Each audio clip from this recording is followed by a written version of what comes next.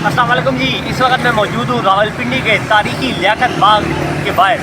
कल पाकिस्तान तहरीक इंसाफ के चेयरमैन इमरान खान साहब ने लियाकत बाग के मुकाम पे, इसी मुकाम पे, ये वो तारीखी मुकाम है, इस पे पाकिस्तान तहरीक इंसाफ को एहतजाज की कॉल दी है। कल पाकिस्तान तहरीक इंसाफ के कारकुनान मुल्क भर से, खैबर पख्तूनख्वा से, पंजाब से, KP से, सिंध से यहाँ पे आएंगे, एहतजाज करेंगे। CM/KP के अली अमीन गंडापुर जो है इस एहतजाज को लीड करेंगे। अगर मैं बात करूँ लियाकत बाग की, तो उस जानिब जो मर्कज़ी इंट्रेंस है वहाँ पे पंजाब पुलिस की गाड़ियाँ इस वक्त खड़ी हैं। लियाकत बाग जो है मुकम्मल तौर पे सील है। इस वक्त लियाकत बाग को मुकम्मल तौर पे ब्लॉक किया गया है, सील किया गया है। इस बाग के अंदर जाने वाले तमाम रास्ते बंद किए गए हैं। ये लियाकत बाग की ताज़ा तरीन सूरत-ए-हाल है। कल यहाँ पे एक रावलपिंडी की तारीख का सबसे बड़ा एहतजाज होने जा रहा है। अब देखते ये है कि वो एहतजाज किस कदर बड़ा होगा। इस एहतजाज को कामयाब तो आपने करना है, पख्तूनख्वा के अवाम ने करना है, पंजाब के अवाम ने करना है, सिंध की अवाम ने करना है, बलोचिस्तान की अवाम ने करना है।